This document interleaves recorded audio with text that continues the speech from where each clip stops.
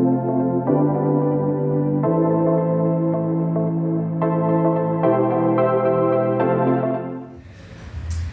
good afternoon. How are you? I'm good, thanks, and yourself? I'm okay. My name is Telisai, and you are? Tavita Natasha Mbalo, or you can call me Black Pepper. Black Pepper. Nice to meet you. So, we are celebrating menstrual hygiene, like internationally, and it's celebrated every 28th of May, every single year. So, in light of that, I want us to have a woman-to-woman discussion and conversation to enlighten the girl child out there, to tell her more, to expose her to what it's like, because I'm sure you've had your own fair share of experience. And considering the life you lead as a radio presenter, you probably have a lot of experiences you've had yourself. So, we'll be analyzing a lot in that. So as a first question, I would like you to share about your first experience, how your first experience was like. Well, my first experience was kind of a bit weird. I think how old was I then? 15.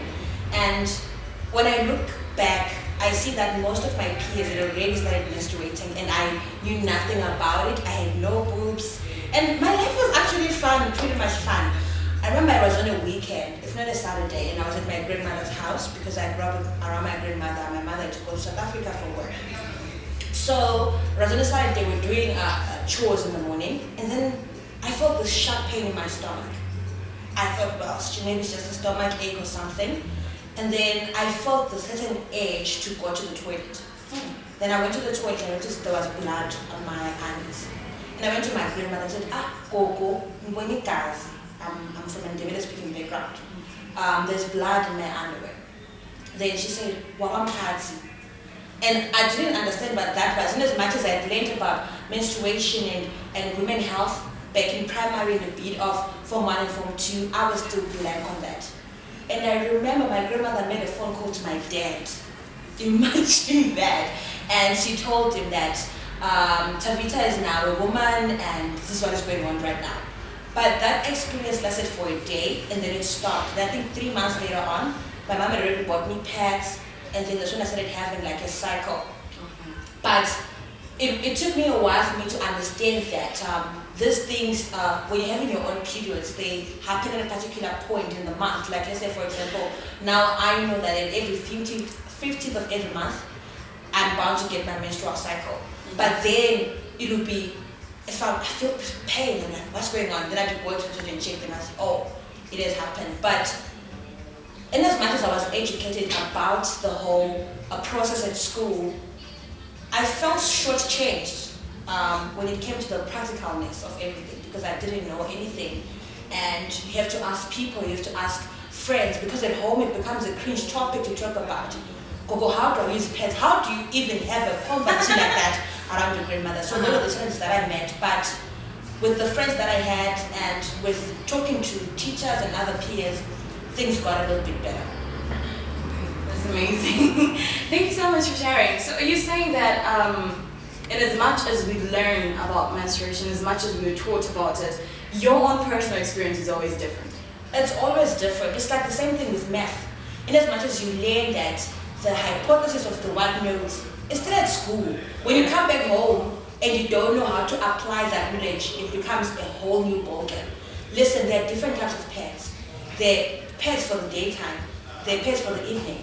There are different types of tampons, for example. Small ones for normal flow, for heavy flow. If you don't have that practical experience, honey, you go to the shop and buy the whole thing altogether.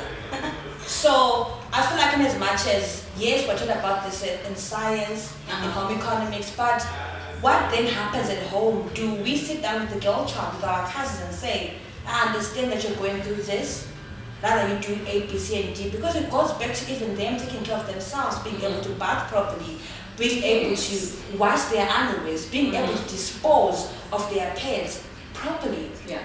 Because you'll even be shocked that at our age, there are people that keep those pads at home. People do a lot of things. Other people say, I wash my pads first before I go and dump them and dispose of them. Yeah. Things differ with experience. That's amazing. So as a woman, feel your experience with this menstrual issues. Do you have any like maybe program that happens at a specific time whereby you address these issues, you articulate on them, you disseminate the correct information to the girl child out there so that she learns more, she knows more, she's more prepared, because in as much as yes it's different, but having that information, there are different sizes, there are different there's this type, there's that type, it differs with every woman, not every cycle is 28 days long and everything. Do you have those sessions whereby you talk about those things? Fortunately enough, as a producer and as a presenter, we get to talk about these issues on radio. We've got a show here at GZ2 Campus Radio. It's called The Morning Mix, and we do talk about, we don't only talk about menstrual health, we talk about the whole feminine hygiene as a whole, how women should articulate themselves, take care of themselves, and we are mostly concerned at the rate that a lot of women, for example, are getting diagnosed for cancer. Okay. It goes on to show that, especially cervical cancer, we find that a lot of African women do a lot of things to their private parts to please men, because of these misconceptions and this information that is around Indian streets and things like that. So in as much as we try to talk about menstrual health, we try to talk about hygiene in its essence, you'd find that there's still a lot for us to do, not only for radio, but for every media house, for every household. What are you doing at home to sit down with your daughters to talk about these things? In as much as the media can disseminate as much information as possible, I feel like if someone doesn't sit you down and say, this is what I went through, it would just seem like it's just information packaged for someone else. Yeah. And I need to share a weird story actually. As old as I am, you'd find that this year was actually the first time where I actually stained my own clothing in my entire life. Okay. And as careful as I am. Ooh. So you'd find that, in as much as to say I know these things, my body just changed last year into this year. And my flow has become heavier. And I think I wasn't noticing all of that until this day. I'm like, is this me? I was shocked. How did I get to this place? So how was that experience of actually, was it in public or? I was at work. I was at work and I was wearing pants that I beat light in color. It was a little stain, but I was so uncomfortable the whole day to go home and bath and change and come back to work. And then you'd imagine how in high school, for example, you find that other girls would have stained their skirts and they spend the whole day at school like that. And they would cover up with a jersey or something. True. And then it happened to me, a whole 25-year-old. It was reckoning, and I never you learned a lot. I never want to experience that again. Yeah, I understand you. Okay, so like basically, would you have any recommendations for girl child out there concerning this whole celebration? We're looking at the menstrual hygiene only and just focusing on that girl child. Would you have any recommendations for that? Well, my recommendations are quite simple. Let's have these conversations more often. Let us stop making menstrual health this taboo thing that we don't talk about. Yeah. We understand the pain. We understand the embarrassment. I remember there was a time when I couldn't even buy pads in public. I'd ask a friend, if I'm the one who was menstruating, I'll say to my friend, can you be the one who buys the pads so that people don't know that it's me? But through conversations and through learning that this thing is normal, it's part of us. It's a part of our cleansing process. And lately I've been consuming a lot of content on YouTube. There's actually this, I forgot the page, but what that page speaks of, Tari, is women during their menstrual cycle, when they're menstruating, they actually take their blood and they meditate, and then they smear it on their faces, the actual blood. And for them, that's therapeutic. That's their story. Wow. There's a lot that of misconceptions around periods and menstruation. And I wish that we could talk more about this. Educate even our brothers and our husband and our boyfriend that this is normal. The moment that we get these conversations going like this, someone can stay in there, whatever, anyway, no one would look and it becomes a taboo. Or you can be able to say to your husband, can you please go and buy me pads? And they know what exactly to go and buy because it's normal. Yeah.